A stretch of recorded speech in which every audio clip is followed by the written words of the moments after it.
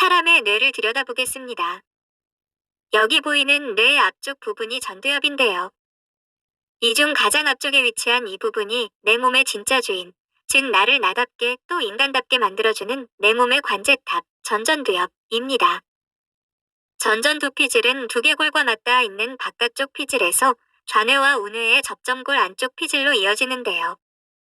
바깥쪽 양쪽 영역을 전전두피질의 외측, 좌, 우뇌 전전두엽 안쪽 영역을 내측이라고 부릅니다. 또한 외측과 내측은 기능에 따라 위쪽과 아래쪽으로 다시 한번 구분이 되는데요. 외측과 내측의 위쪽 부분을 등 배자를 써서 배측이라고 하며 아래쪽을 배복자를 써서 복측이라고 하죠. 따라서 전전두엽은 겉과 속, 위와 아래쪽 어느 부위냐에 따라 배내, 배외, 복내, 복외측으로 구분이 가능합니다. 그리고 이 네 개의 영역은 데칼코마니처럼 닮은 좌, 우뇌에 똑같이 형성되어 있죠. 하지만 위치에 따라 역할이 조금씩 다릅니다. 또한 실제 각 영역별 기능은 훨씬 더 세분화되어 있으며 영역별 실제 모양도 부정형이죠. 다만 개념과 기능, 상호작용에 대한 이해를 돕기 위해 지금과 같이 단순한 형태로 구분해 설명하도록 하겠습니다. 전전두피질 외측은 외부 세계와 연결해 살아가는 행위와 밀접한 관련이 있습니다. 오감을 통해 인식된 외부 세계의 정보가 각 피질 영역으로부터 인식대 하나로 모아지는 곳이 전전두피질의 외측이죠. 이 중 상부 외측 피질인 배외 피질에서는 정보에 대한 최종 인식과 이를 이해하기 위한 복잡한 사고, 그리고 판단이 일어납니다. 아래쪽인 복외 피질에서는 주로 인간과의 소통을 통해 이루어지는 정서적 인식이 일어나죠. 배외 피질이 주로 외부 정보의 인식을 통해 문제 해결에 집중된 이성적 사고를 담당하는 부위라면 복외 피질은 사람과의 정서적 교류를 하기 위한 다양한 감각, 감정, 소통 기능을 담당합니다. 전전두피질의 내측은 훨씬 더 신비로운 일을 해냅니다. 한 사람의 자아가 형성되고 보호, 발전되는 매우 어렵고 중요한 일을 담당하죠. 배외, 복외 피질과의 상호작용을 통해 감각, 해석된 외부 세계와의 네트워킹을 시도하고요. 나는 어떤 사람이며 무엇을 위해 존재하는가, 나는 뭘 해야 하는가, 어떻게 해낼 수 있을까 등을 깊이 고민하는 부위죠. 즉, 나의 이성과 감성적 자아가 살아 숨쉬는 공간입니다. 그리고 이 역시 위쪽인 배내측은 나에 대한 이성적인 사고를, 아래쪽인 복내측은 감정과 관련된 기능을 담당합니다. 특히 복내측 영역은 감정기억 형성과 관련된 편도체와 바로 연결되어 있고 각종 신경 전달 물질에 가장 직접적인 영향을 받습니다.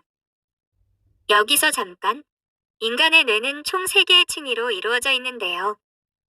몸의 각 신체 부위와 연결되어 혈압, 심장박동, 호흡 등을 조절하는 생명의 뇌가 그 첫 번째. 외부 세계의 감각 데이터를 저장하고 이에 대한 판단에 따라 감정을 느끼며 생명의 뇌에 상태 지시를 내리는 중뇌가 그 두 번째. 마지막으로 가장 겉쪽에 위치해 있어 인식, 사고, 판단 등 고도의 정신 기능을 담당하는 대뇌가 그 세 번째죠. 미각, 시각, 후각, 촉각, 청각 등 인체의 모든 감각기관을 통해 들어온 1차 정보는 다중감각 영역이라는 곳을 통해 다시 다음과 같이 구분되는데요. 1. 과거에 유사한 경험이 있는 상황. 2. 전혀 새로운 상황. 3. 일반적인 상황 등으로 구분해내죠.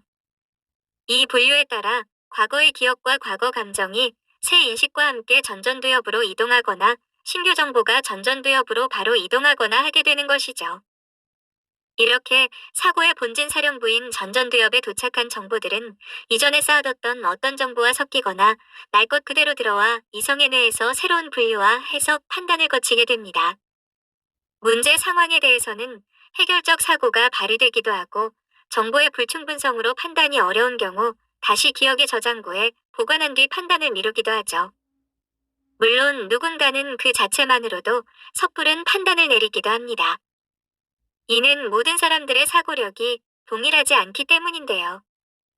이것은 사고의 확장 범위와 깊이뿐 아니라 논리력과도 관련이 있으며 결론적으로는 통합사고 능력과 관련이 있습니다. 또한 이 과정에서 과거 기억에 의해 딸려 발생한 신경전달 물질 반응이 최종 판단에 영향을 끼치는데요.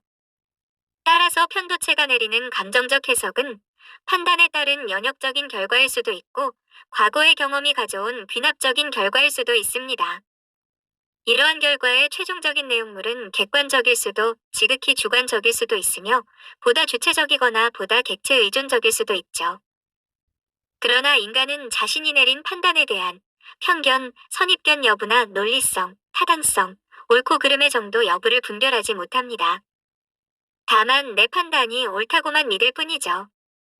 심지어 어떤 경우에는 내 뇌가 내게 유리한 정보만을 취사 선택하고 있다는 사실마저도 알지 못합니다. 뇌는 그저 선천적으로 갖고 태어난 뇌 기능 상태를 기반으로 환경에 따라 다듬어져 온 현재의 뇌 발달 상태대로 기능할 뿐이니까요. 그리고 신체는 감정과 호르몬의 영향을 받은 전전두엽의 판단에 따라 움직이죠. 결국 전전두엽은 뇌에서 이루어지는 모든 행위를 판단하고 지시합니다. 때문에 전전두피질의 네 가지 분류와 변형계를 이해하는 것이 우리가 공부할 MBTI 성격 유형 해독의 핵심인 것이죠. 물론 성격 형성에 기여하는 뇌기능 요소는 이보다 훨씬 더 많고 복잡합니다. 다만 가장 결정적이고 핵심적인 내용만을 취사 선택해 전달하면서 몇 가지의 내용들에 대해서는 각각의 유형 설명에 덧붙여 풀어보겠습니다. 이쯤에서 우리가 반드시 알아야 할 뇌에 관한 몇 가지 명제들을 소개하겠습니다. 하나, 모든 인간은 양쪽 뇌를 모두 사용합니다. 좌뇌와 우뇌는 논리, 연산, 공감각, 정서 등 각자의 주 무기가 다르지만 이를 받아들이고 해석하고 판단하는 등의 기능을 모두 동일하게 갖고 있습니다. 또한 두 뇌는 매우 긴밀하게 연결되어 있죠. 좌뇌형 인간, 우뇌형 인간의 구분은 판단 결과물이 보다 좌특징적인가, 우특징적인가에 대한 내용이지 결코 한쪽 뇌만 사용한 결과가 아니라는 뜻입니다. 때문에 ST, NF 등 한쪽으로 치우친 유형이라고 해서 나머지 뇌의 기능이 하등한 것으로 간주해서는 안 됩니다. 둘, 모두의 뇌에는 각자가 개척한 생각의 고속도로가 존재합니다. 인간은 성장 과정을 통해 자신만의 주 사고회로를 구축해 나가는데요. 주 사고회로는 선천적 뇌기능 특성 더하기 성장 환경이 유도한 사고 흐름에 의해 결정됩니다. 한 사람의 자아를 특정할 만 한 뇌의 정서적 특성은 4에서 5세의 대부분 완성이 되는데요. 바로 이 시기까지 완성된 정서, 감정 상태를 기반으로 후천적 경험들이 더해지면서 디테일한 사고 회로가 만들어지는 것이죠. 이 사고 회로는 20세 초반까지 완성이 되고 이와 함께 성격과 자아도 형성이 됩니다. 즉, 20세 초반까지 만들어진 사고 회로와 성격 특징, 자아 상태가 MBTI각 유형을 구분하는 특징이 되는 것이죠. 게다가 뇌는 이미 갔던 길로 가고 싶어하는 속성이 있어서 이미 완성된 생각의 고속도로는 뇌의 물리적 이변이 생기지 않는 한 잘 변하지 않습니다. 셋. 그럼에도 불구하고 뇌는 끊임없이 변화합니다. 뇌의 가소성에 관한 이야기인데요.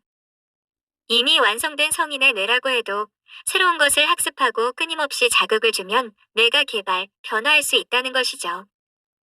이미 완성된 고속도로의 방향을 트는 것이라기보다는 없던 좋은 습관을 만들거나 악습을 끊고 지식을 쌓거나 미개발된 사고 영역을 확장할 수 있다는 의미입니다.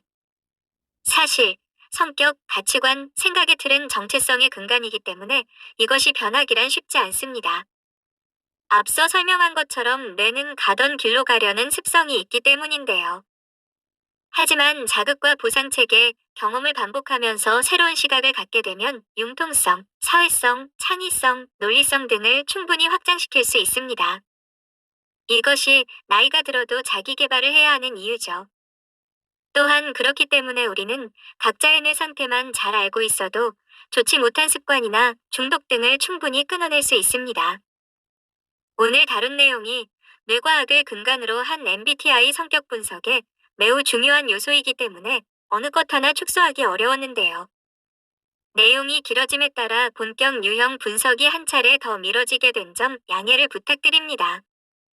앞편에서 다룬 외향과 외성, 내향과 내성, 사회성, 공감 능력의 내용과 오늘 다룬 내용들을 바탕으로 다음 회차부터는 본격 유형 분석을 시작하겠습니다. 그 첫 번째 주인공은 ENTJ입니다. 오늘도 시청해주셔서 감사합니다. 유익하셨다면 좋아요와 구독 부탁드립니다.